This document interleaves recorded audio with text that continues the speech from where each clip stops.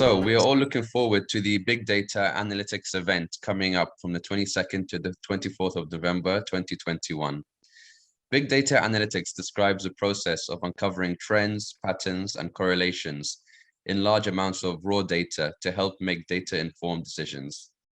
And I'm very happy to have here Mr. Mohammed Al Tamami, the GM of Information Management and Technology at Gulfar Construction and Engineering, who will be speaking at this event and who will be giving us an introduction here today regarding the debate or discussion about cloud versus on-premise systems. Mohammed, over to you. Hey, hi, thanks for having me here today with you. I'm looking forward to the event.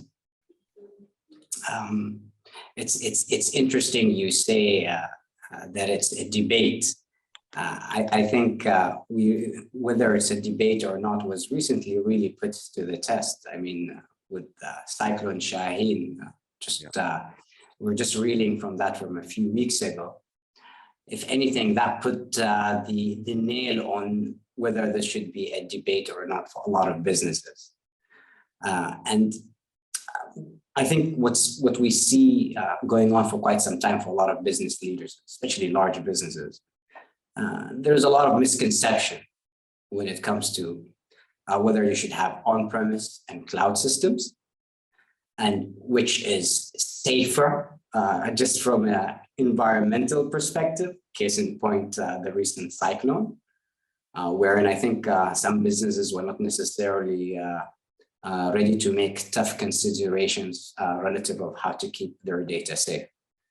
And a lot of, and I think this is why a lot of cloud providers really exist out there, because they're in that business of keeping their data centers with the right standards up and running always.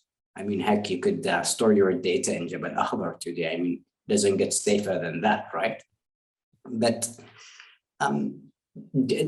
whether it's on-premise or on cloud, in respect to data or big data or analytics for that matter, where you keep your workload or your data comes first, and then you really start kind of enjoying the plethora of services that you normally find in well-established cloud providers. And this could be, you know, from artificial intelligence to quantum computing to autonomous databases. And that's when you really start enjoying the entire point of owning that data, utilizing it, and obviously also keeping it safe. So some of these misconceptions towards on-premise and cloud, I think for technologists, it's not a debate. But for a lot of businesses, it remains a debate. And these misconceptions really revolve around perception. I mean, today, most of our money sits in banks, and for all intended purposes, these are kind of data centers. It's not like we keep our money under our beds. So it's a bit ironic that we treat our data that way.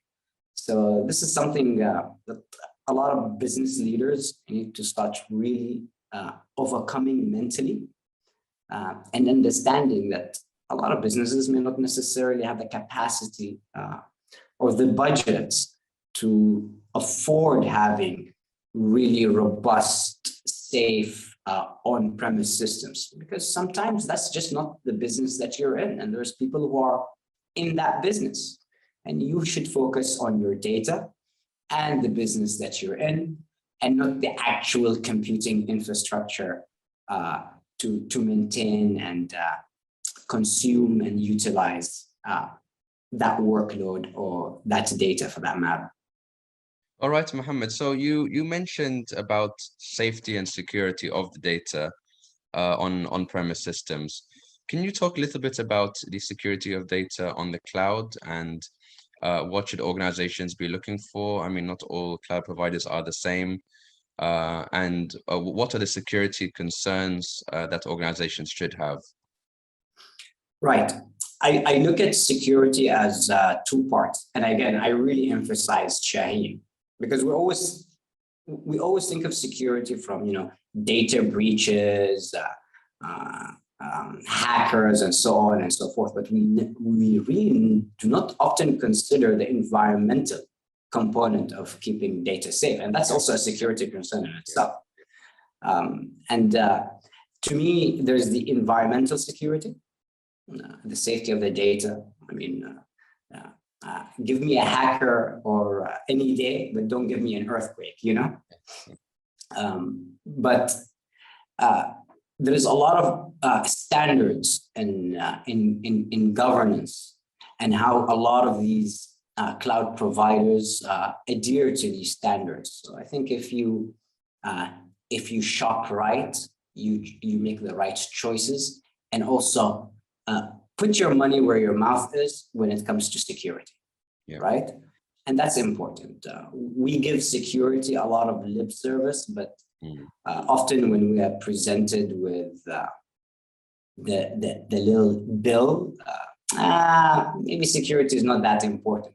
But try telling that to a bank, and banks are in the business of security, and it's money at the end of the day. So they have a different perception of it. While some businesses hold a lot of their data in such high regard, but don't treat it in high regard from a security perspective. So I feel like these are internal challenges of all business leaders today on really how valuable is my data and how much should I invest towards its protection. And to really answer that question significantly, because the entire threat landscape is completely digital today. Thank you, Mohammed. So one of the other key factors which you mentioned when deciding between cloud or on-premise systems is cost. Can you speak a little bit more about cost and what are the cost implications that organizations should consider? That's a great question, thank you for that. Often, we're so accustomed to utility bills, like water bills, electricity. If the bill gets to you and it's 300 riyals, and that's 300 riyals you pay and you owe. So cloud computing today, for all intended purposes, follows the same kind of billing model or logic. So, but it's interesting to see that the perception, again, is very different towards a water bill versus, say, a cloud computing bill coming from the providers. And this misconception really needs adjustment, because cloud computing, or its billing cost, is at par with water or electricity. It's just we're just not used to this idea yet. And then often it's as competitive, and if anything, more cost effective, because maintaining your own on-premise systems, there is redundancy costs, there is personnel costs, there is a lot of additional CapEx burden that you would be taking on. So when you really look at your cost of ownership, and depending on the size of your business, being on cloud is actually quite often significantly cost effective, but also, as I mentioned earlier, significantly much safer. Can you tell us a little bit about some of the key players in terms of the cloud providers in Oman and internationally? I think in Oman, I'll skip the international guys because there are just so many, right?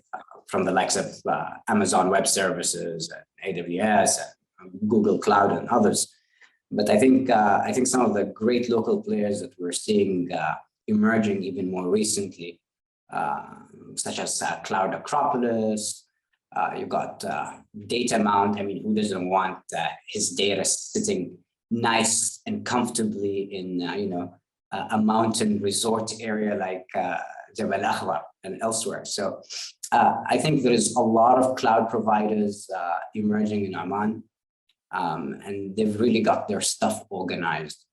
And there should be more trust towards using local cloud providers, because really that is the safer choice to make. Work with local cloud providers, and don't take your workload somewhere in Alaska and you don't know who's being responsible or not with your data. And also, I think a lot of a very important point a lot of people miss. Local cloud providers are under the jurisdiction of the Omani law. And if there's anything great about the Omani law really goes all out to protect us.